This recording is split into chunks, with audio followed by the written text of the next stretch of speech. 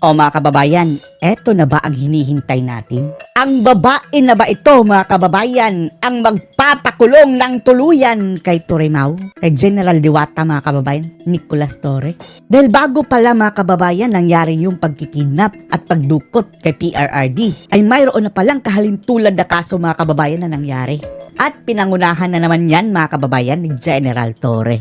Ang babaeng ito mga kababayan ay inisyuhan din daw di umano ng warrant of arrest ng Interpol at hinuli siya mga kababayan sa pamamagitan ng photocopy na warrant of arrest galing sa Interpol. Pinilit daw talaga ni Torre mga kababayan na ikulong siya ng 6 na araw. At ang maganda pa dito mga kababayan, mukhang malakas ang kaso dahil ang mga pangyayaring ito ay dokumentado mismo ng PAO mga kababayan ni Persida Acosta, yung Public Attorney's Office. Kaya nga nakalabas siya mga kababayan dahil sinabi ni Acosta, pakawalan nyo yan kundi kakasuhan ko kayo ng arbitrary detention or serious illegal detention. At eto nga mga kababayan, pinakawalan siya at ngayon magsasampa siya ng kaso kina Torre mga kababayan. Panoorin niyo po ha. Nandito po ako sa inyong harapan. Nagpapakilala bilang ordinaryong tao na ginipit. Na ang Pilipinas ay wala nang makapitan. Nagbagoong Pilipinas. November 21. 2024. Last year. May lalaki na hindi naka-uniform at nagpapakilalang pulis ang humuli sa akin sa loob ng City Hall ng Makati. City Hall of Makati. Nagpapakita sila ng papel na isang red notice. Red Ako notice. daw ay wanted ng Interpol. Kagayang-kagaya kay PRRD mga kababayan, ano? Sinabi ko sa kanila, mga sir, pasensya na tayo. Baka hindi po kayo nakapag-aral ng batas na ito. Wala pong karapatan ng Interpol sa akin. Siya po yung nagkaso kay Ngayon, Torre. gusto niyo po Ito ang nagsampa daw ng kaso kay Torre ha. kung dalhin niyo po muna ako sa 16th floor. Nandun po yung office, public PAO. PAO. Public Prosecutor's Pagdating po doon Office. Sa opisina ng prosecutor, ang sinasabi nitong pito, hindi po pwede. O, Hindi sige, pwede, hindi dalhin pwede. po ako sa 15th floor. Ganyan din no, ang ginawa nila kay PRRD. Parang nag-testing sila dito mga kababayan. Nandun naman po yung RTC. So that is Regional Trial Courts. RTC, Hindi lang isang ayaw korte, din nila. maraming korte. Hindi nila ako binigyan ng pagkakataon. Ako daw po ay nahanap na ni General Torre at ni Lacanilaw. At dinala mismo siya mga kababayan ha doon sa opisina ni Torre. At gusto po nila akong dalhin kong diretsyo. From the elevator, dinala ako sa krami. Sabi nila sa akin, ma'am, itabi mo na yung cellphone, yung mga gamit mo. Sinabihan ko sila, sir, ba't ganito? Wala po akong kasalanan. Hindi ako pumunta dun sa Dubai. Bakit ako may kasalanan na ganito? Bakit ako dinadala? Dahil dito sa isang photocopy, isang zero, Interpol red notice. Photocopy lang mga kababayan. At yung kay PRRD cellphone lang. At yung Oh. Interpol red notice na yan, ay may titignan nyo, ako daw po ay may niloko sa Dubai na isang Arabo. At hiningan ko ng pera, pambili ng condominium. Pwede na pala yun mga kababayan kapag mayroong taga-ibang bansa na mag-aakusa sa'yo, magsasampa ng kaso. Sige, i-contact Interpol, damputin na yan. Grabe, mga animal. Dahil ako po ay hindi pumunta ng Dubai at hindi nang hingi ng pambili Hindi nga nakapunta ng Dubai.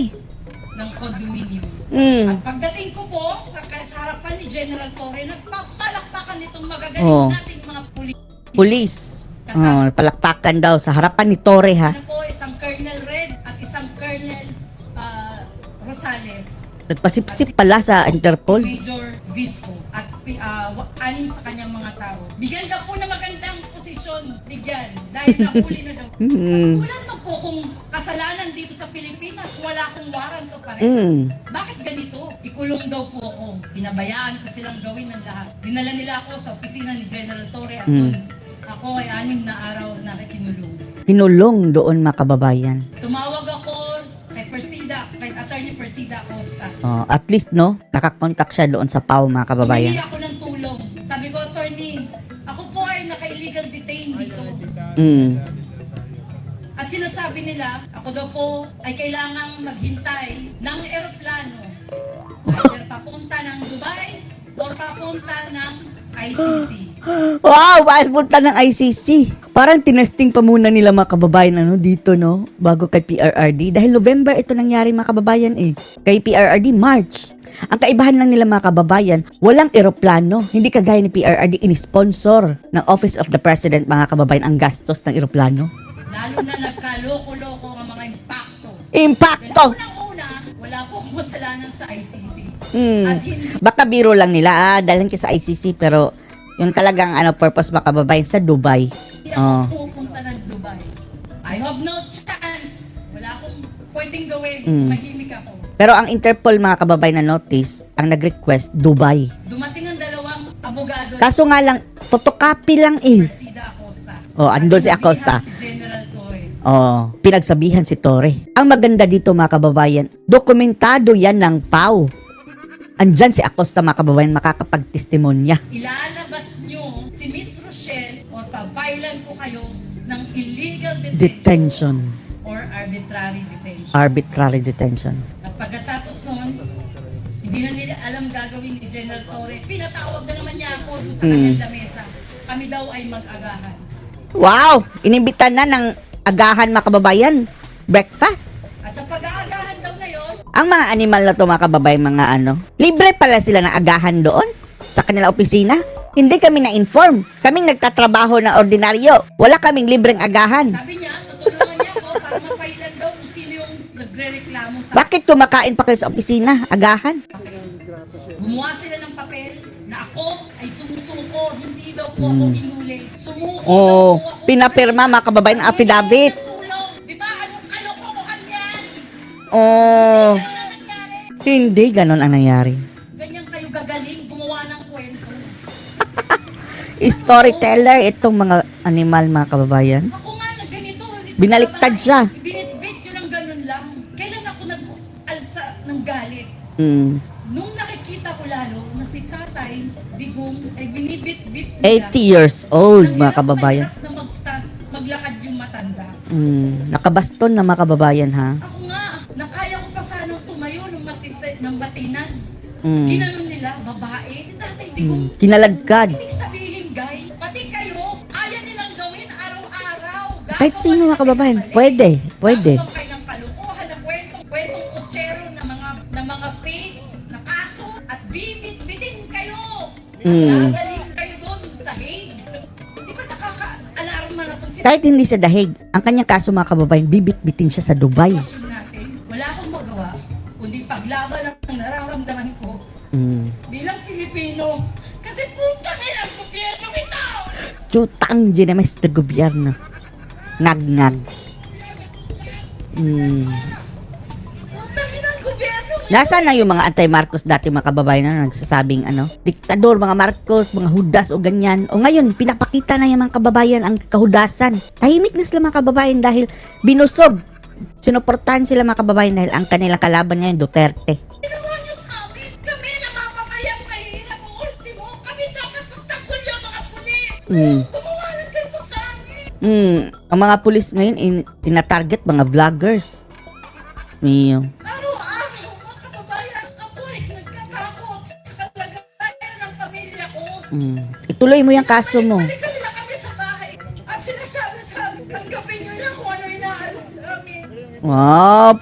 Inaalokan pala sila mga kababayan para ano yan? Areglo? Sa makalawa, ito na lang tayo. Bongbong, ano ba to? Ngak. Presidente Pinoto ko! Iyak ako! Talaga? Oh, hindi yan mga kababayan ang expect natin kay BBM mga kababayan ibang iba. Araw-araw tayong ganito, natatakot sa mga taong yan, imbis na kayo magtanggol sa amin. Natatakot kami magsalita rito. Iniisip ko maya't mala habang tumatakbo ko dyan, habang nagmamaneho ako, may papatay na lang sa akin. Sino kalaban ko? Si General Torre na walang katakot-takot. Siyang batas. Batas ng diwata. Iniisip may konstitusyon tayo. Bakit siya nasusunod dito? Ako ang batas. Wala nang mas mataas sa akin dito. Oh. Bakit ba siya nasusunod? Yan ang sabi ni Torre nung inaresto niya sa PRRD. Hindi ito. Kaladkarin ko yan. Namin, ang ginusto ng Pilipino, ng nakaramaming Pilipino, ang progresibong Pilipinas, ginawawan nyo ng mga OFW, wala, hindi na rin usapin Presidente Duterte. Si Presidente Duterte ay simbolo lang natin. Ano pa mangyari kung araw-araw ganitong ginagawa sa atin? Hindi ko alam kung hanggang saan ang paglalaban. Hindi ko alam. Pero ang ginagawa ko na lang, pilipilit ko magsalita. Pinapaalam ko sa bawat isa sa inyo na ako ginanito, pati kayo araw-araw po pwede. Pwede. Ako nagdarama dito, hindi ko kailangan yan. Wala akong pera, wala akong pinatago. At ngayon, patayin niyo ako. Ano pa mawawala sa isang katulad ko? Binusabos nyo na ako eh. Sabas. Pinuli nila ako sa kwarto nila. At bawat darating, tinuturo ako, nadalhin ako sa Hague. Na naghihintay ako ng plano para dalhin doon. Illegal detention yan mga kababayan. Illegal arbitration. Natutulog ako sa opisina ni General Torre na ang nakasaig lang sa akin may karton. Wow! Na araw, alim na gabi yun. Bakit doon siya mga kababayan? Sa opisina ni Torre? Talaga? At mayroon testigo niyan mga kababayan. Acosta. Persida Acosta. Sila, yung mga nandiyan sa CIDG, kakapal na mukha. Lalo-lalo na si Torre. Sa'yo, kala mo ikaw ang may utang na loob sa kanila. Kapal na mukha. Hindi ko na alam saan ako pupunta. Hindi ako nangihingi ng pera kahit kanino. Siya po si Rachel Ang Calle. hinihingi ko sa inyo ay paglaban nyo, pagka-Pilipino ninyo. Wala Paglaban, nang pag-asa. Ayoko po, wala nang pag-asa ang mga anak ko. Talaga. Walang kayo ng pag-asa, lumaban tayo. Ang pag-asa na lang natin mga kababayan, no? Ay itong mga Duterte, no? Actually, dati-rati, wala naman tayong pakialam sa politika mga kababayan dahil ang isip natin, wala nang pag-asa ang bansang ito. Bulok na ang talagang sistema. Tapos, nabigyan tayo ng Rodrigo Duterte mga kababayan. Nabigyan tayo ng liwanag na kaya pa pala mga kababayan isalba ang ating bansa. Ang laki ng ginawa ni PRRD na tulong sa Pilipinas. Sakripisyo. Tapos eto ang isusukli ng mga bangag. Tapos etong huling alas natin mga kababayan na si Sara Duterte gusto nilang iligpit din mga animal. Hindi po ako nagkakamali. Siya po yung kinasuhan niya po si Torre ngayon ng illegal detention. Nabalita po kanina yan. Kaya, ang sakit. Pero hanggang kailan tayo gaganituhin ang gobyernong binoto natin? At ang namamayani ngayon yung mga tao na kinaayawan natin noon, ang mga oligarkiya na Correct. pinamanipula ang Sindikato, drugista, yan talaga mga kababayan, mga kawatan. Kurakot. gobyernong bangag. Bangag! Ay nako. Anong masasabi nyo dito mga kababayan? Eto na ba ang magpapakulong kay Torre? Post your comments below.